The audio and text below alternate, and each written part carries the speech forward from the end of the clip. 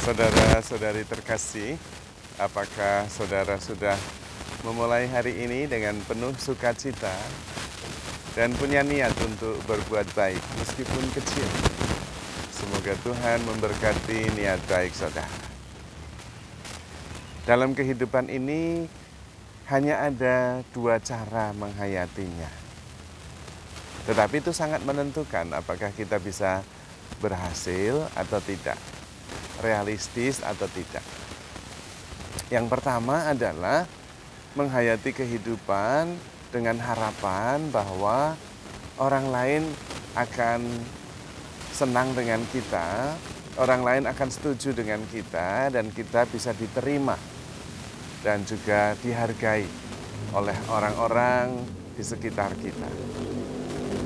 Itu artinya sebetulnya hidup kita ditentukan oleh pengakuan dan konfirmasi apa kata orang. Entah itu orang tua, entah itu masyarakat, entah itu tradisi.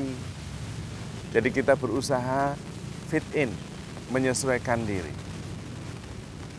Yang terjadi dengan cara pandang seperti ini adalah kalau lingkungan sekitar kita itu menyenangkan, saya bahagia.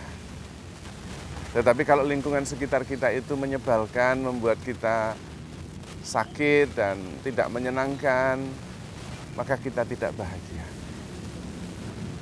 Namun sebetulnya hidup dengan cara ini tidak realistis. Dan sebetulnya tidak bisa dalam kenyataannya. Mengapa? Karena kita tidak bisa mengendalikan orang-orang di sekitar kita. Yang bisa kita kendalikan itu diri kita sendiri.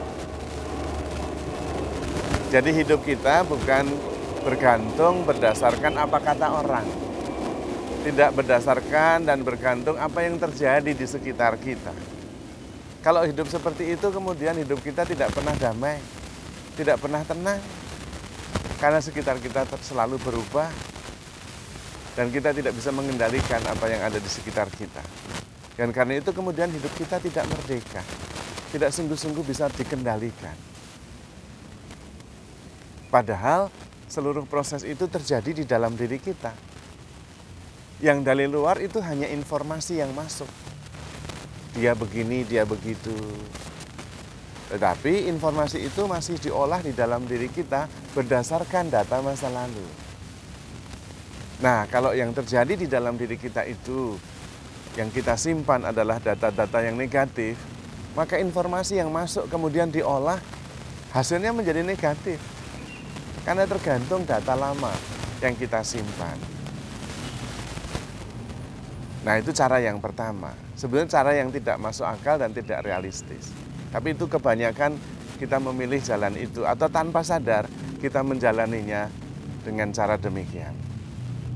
Cara yang kedua adalah saya berbahagia, saya damai, maka yang lain juga damai. Nah, itu cara yang benar. Itu cara yang realistis, itu cara yang mungkin.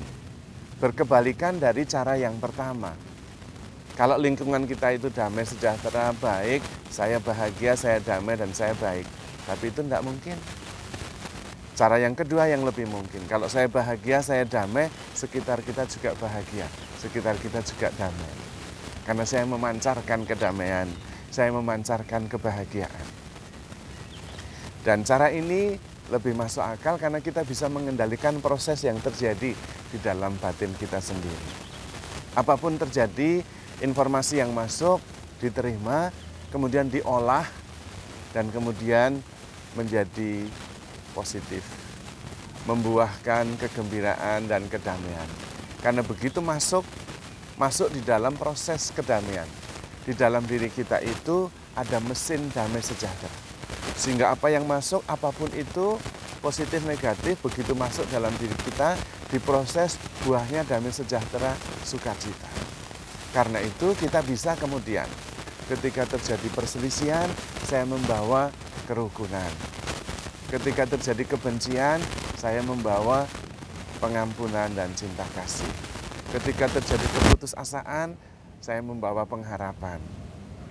Karena keputusasaan, kegelisahan, perselisihan diproses di dalam mesin damai sejahtera yaitu diri kita, lalu yang terjadi adalah buah-buah yang positif. Nah, cara hidup yang kedua inilah yang perlu kita usahakan. Dan itu bisa, karena tergantung pada kita sendiri. Yaitu dengan cara mengolah, menciptakan sebuah mesin damai sejahtera dan sukacita di dalam diri kita. Dan kita bisa itu karena kita memang diciptakan oleh Allah pada dasarnya sebagai citra Allah, yang adalah kasih. Maka diri kita ini mestinya disadari sebagai proses atau mesin yang memproses, mesin cinta kasih, mesin pengampunan, mesin damai sejahtera. Sehingga menghasilkan buah-buah output yang memang membawa harapan, membawa damai sejahtera, membawa sukacita, membawa rasa syukur. Lalu kemudian hidup itu ada di tangan kita, bukan di tangan orang lain. Dan kalau setiap orang seperti itu berproses terus-menerus, menyadari diri menjadi kemudian instrumen damai sejahtera, mesin sukacita dan pengharapan, apapun yang terjadi, yang kemudian kita hasilkan adalah kebaikan, rasa syukur, sukacita, damai sejahtera, dan kasih. Kalau semuanya begitu, hidup jauh lebih nyaman, lebih enak. Tetapi sebetulnya tidak sulit, karena dasarnya kita sudah diciptakan secitra dengan Allah. Yang kedua, Allah selalu menemani kita, selalu membimbing. Sehingga kita bisa dengan kekuatan cinta Tuhan untuk menciptakan kedamaian, sukacita yang penuh pengharapan. Apapun yang terjadi di luar kita, kita tidak lagi menjadi korban oleh lingkungan, korban oleh orang-orang di sekitar kita, tetapi kita menjadi justru sumber, subjek yang membawa pengaruh positif. Subjek, sumber yang membuahkan, menghasilkan buah-buah kebaikan. Karena itu kemudian hidup kita jauh lebih berarti. Dan kita mempunyai kekuatan itu semua. Karena Tuhan sudah menciptakan di dalam diri kita itu lengkap. Talenta yang sempurna. Kita tinggal mengembangkannya terus-menerus setiap hari. Sehingga kita tidak lagi mengeluh atas apa yang terjadi di sekitar kita, tetapi selalu membawa solusi apapun persoalan yang kita hadapi. Sehingga hidup kita tidak tergantung pada informasi yang masuk.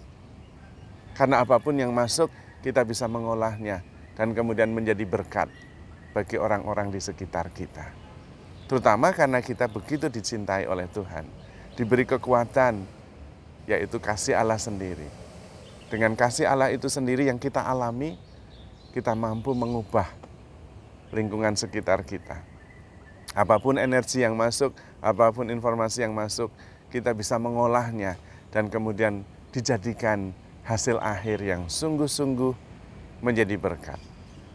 Kehadiran kita justru menjadi pembawa harapan, sukacita, kasih, dan semua yang positif. Maka saudara-saudari terkasih, handle yourself with care because you are loved. Tuhan memberkati.